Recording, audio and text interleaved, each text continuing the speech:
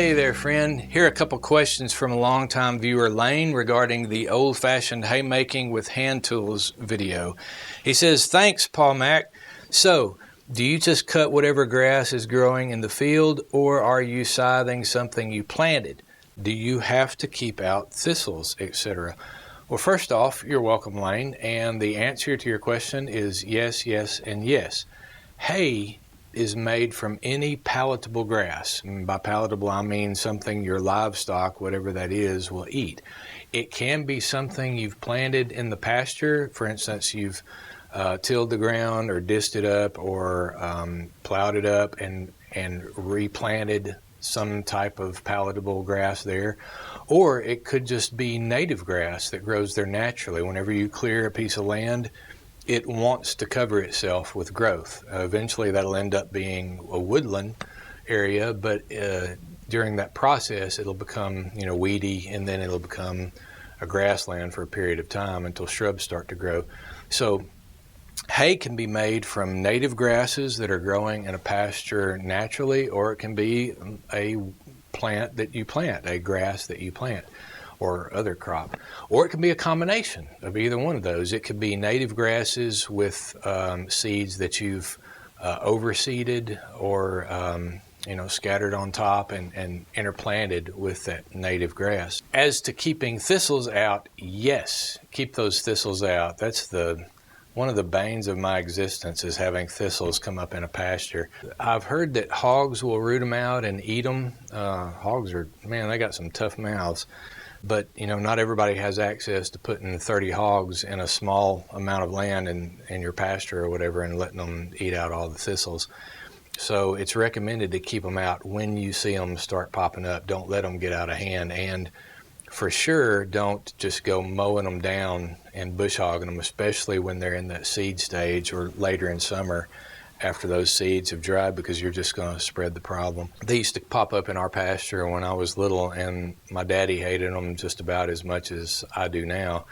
And he would go around, he'd have us go around in the back of a truck or back of a trailer with shovels, and he'd stop every so many feet, and we'd get out and dig them out by the roots and throw them in the trailer, knock the dirt off of them, throw them in a trailer, and go haul them off, to our neighbor's pasture. No, I'm kidding. Haul them off or let them dry and burn them somewhere to try to get rid of them. And we had them under control. So the key is, don't let thistles get a foothold. Get the few before they become the many. This next question is from Norman7179. He writes, a scythe with a straight handle just doesn't have the fit and feel needed for comfortable use. Well, Norman, those are fighting words. You've just made 50% of the viewers quite angry. He goes on to ask, also, do they make these in a 3/4 size? In some applications, a smaller size would be more useful. I assume, Norman, you're talking about the snath and not the blades. Of course, the blades, as we've seen before, come in all types, all lengths of sizes. But the snath, generally they're just one size. I mean, I'm sure the different makers have, might be slightly different in length, but no, I don't think they make a 3/4 size like they would a fiddle or a violin or something. And I'm assuming you're talking maybe for kids or for shorter people.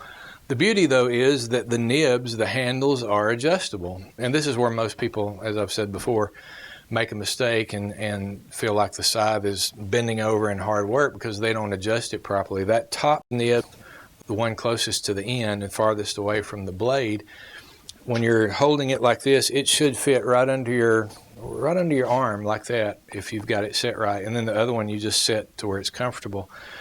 So basically, if you're talking about a 3/4 size scythe that might be well suited for a youngster or a kid or something, or a very short person, you can adjust those nibs.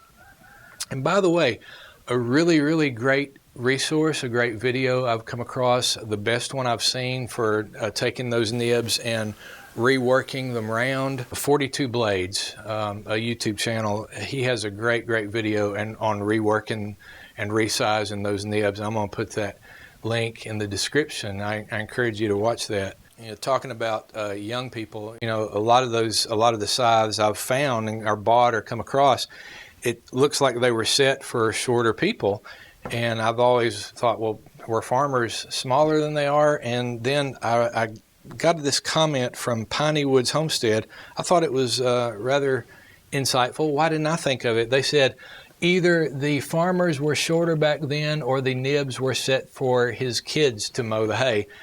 They're probably right. I mean, your children back then had a lot more responsibility on the farm, so I'm sure mowing the hay or clearing the weeds so that you can walk from the house to the outhouse was probably the kid's job, and that's probably a very good reason why a lot of those nibs are set for shorter people. They were set for the kids. If you'd like to join in the discussion with your own view to today's topic, then just put it in the comments here below.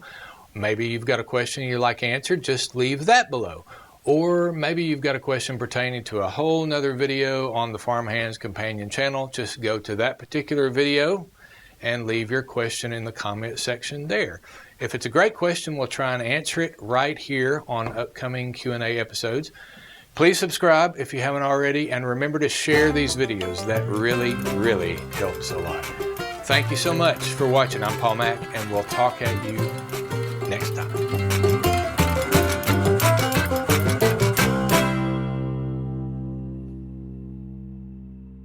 Join the party. Everybody knows the European scythe is better than the American scythe. It is the worst.